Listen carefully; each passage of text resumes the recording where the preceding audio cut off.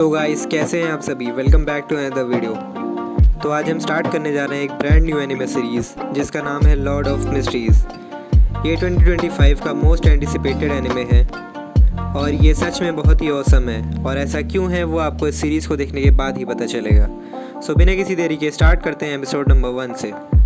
Episode के शुरुआत में नरेटर हमें बताता है कि इस दुनिया में ह्यूमंस पोशन लेते हैं ताकि वो वेरियस टाइप्स की बियॉन्डर पावर्स पा सकें, ताकि वो एक पाथवे के सीक्वेंस में आगे बढ़ सकें। इस दुनिया में 22 पाथवेज हैं जो कि सीक्वेंस 9 से शुरू होते हैं। जितना कम सीक्वेंस नंबर होगा उतनी ही स्ट्रॉन्ग बियॉन्डर पावर्स भी होंगी और एक हाई सीक्वेंस बियॉन्डर एक गॉड जितनी पावर हासिल कर सकता है। उन पाथवेज को कहते हैं पाथवेज टू डिविनिटी। अगले सीन में हमें सितंबर 9, 1349 5th इपोच की कहानी दिखाई जाती है। आगे हमें एक कासल दिखाया जाता है जहां हमारा मेन कैरेक्टर एक मिस्टीरियस मॉन्स्टर से लड़ रहा होता है। वो मॉन्स्टर से बचते हुए एक के बाद एक अपने कार्ड्स अटैक करने के लिए फेंकता है, लेकिन कार्ड्स वीक होने के कारण मॉन्स्टर मेन कैरेक्टर पर अटैक करने में सक्सेसफुल हो जाता है और हमारा मेन कैरेक्टर अटैक की वजह से बेहोश हो जाता है।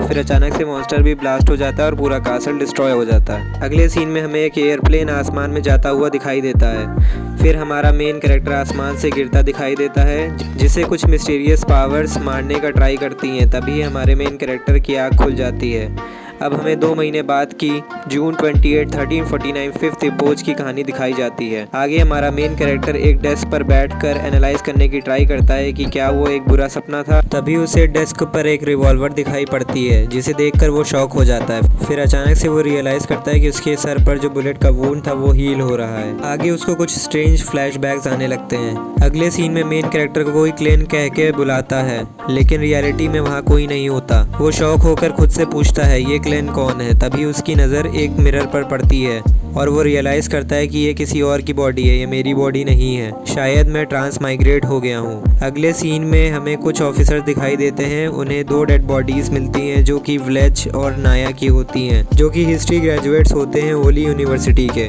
ऑफिसर्स को क्राइम सीन देखकर लगता है कि ये एक सुसाइड हो सकता है, लेकिन उन्हें लगता है यहाँ एक डार्क डिविनेशन है या बियॉन्डर सेक्रीफाइस हुआ है जिससे किसी इविल फोर्स का राइवल हुआ। ऑफिसर एक फोटो फ्रेम को पकड़कर कहता है ये क्लेन मोरेट्टी है, मरने वालों का क्लासमेट जिसके पेरेंट्स मर चुके हैं और वो अपने एल्डर ब्रदर और यंगर सिस्टर के साथ रहता है। अगले सीन में हमारा मेन कैरेक्टर एक डायरी पढ़ रहा होता है। उसमें लिखा होता है क्लेन मोरेट्टी, टेंगन सिटी, एवा कंट्री जो कि लियोन किंगडम में है, नॉर्दर्न कॉन्टिनेंट पर। एक न्यू हिस्ट्री ग्रेजुएट जो कि एंशिएंट फेसैक और हर्मेस लैंग्वेज मास्टर कर रहा है। मई 29 को वेल्च ने मुझे ढूंढ लिया। वेल्च ने कहा कि उसे एक एंशिएंट नोटबुक मिली है। जून 20 को हमने पहला पेज पढ़ा। ये नोटबुक 4th इपोच से है जो कि एंटीगोनस फैमिली की है। जून 21, 22, 25 की डेट्स पर एंटीगोनस लिखा मिलता है। ब्लैक एम्परर, टूडर डायनेस्टी और नाकिस माउंटेन की मेन पीक। जून 26। क्या ये सब स्ट्रेंज चीज़ें सच हैं? और 28 की डेट है, लेकिन यहाँ 27 की कोई एंट्री क्यों नहीं है? अगले सीन में हमें दिखाई देता है कि डायरी के पेजेस अपने आप पलटते हैं और लिख कर आता है सब लोग मरेंगे हर्मेस लैंग्वेज में और मैं भी मर जाऊंगा। अगले सीन में मेन कैरेक्टर सोचता है कि क्लेन ने ऐसा क्यों लिखा होगा, इससे क्या हुआ।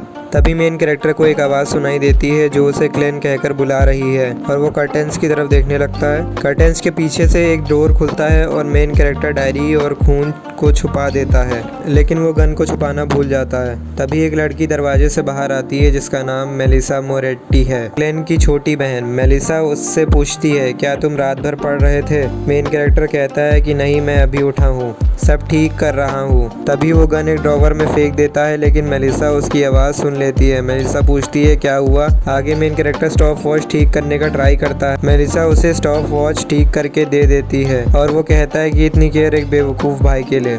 अगले सीन में मेन कैरेक्टर ब्लड क्लीन करता है और बुलेट्स गन में वापस रख देता है और अंदाज़ा लगाने की कोशिश करता है कि क्या ये एक सुसाइड है या फिर नहीं। क्लेन की मेमोरी बिखरी हुई है, बहुत सारी इन्फॉर्मेशन मिसिंग है। ये तो पक्का है कि वो गन और वो दोनों एंशिएंट बुक से रिलेटेड है और मेरा ट्रांस माइग्रेशन सब कुछ तो नॉर्मल था, लेकिन मैंने एक लक चेंजिंग रिचुअल किया था। अगले सीन में मेलिसा मेन कैरेक्टर से कहती है कि अगर तुम्हें नींद आ रही है तो सो जाओ। वो कहता है मैं ठीक हूँ। फिर मेलिसा कहती है मैं स्कूल जा रही हूँ और तुम जाके 8 पाउंड की कुछ ब्रेड खरीद लेना और लैम्ब और पीस भी खरीद लेना, मैं तुम्हारे लिए लैम्ब स्ट्यू बना दूंगी। आज मैं देरी से आऊंगी, मेरा इंतजार करना। और मेलिसा वहाँ से चली जाती है। मेन कैरेक्टर सोचता है कि मेलिसा के वापस आने तक मैं यहाँ नहीं रहूंगा। एक रिवॉल्वर ने तो बहुत ज्यादा आवाज की होगी, मेलिसा तो सिर्फ एक दीवार दूर थी, उसको भी नहीं पता चला। सच में यह जगह बहुत खतरनाक है।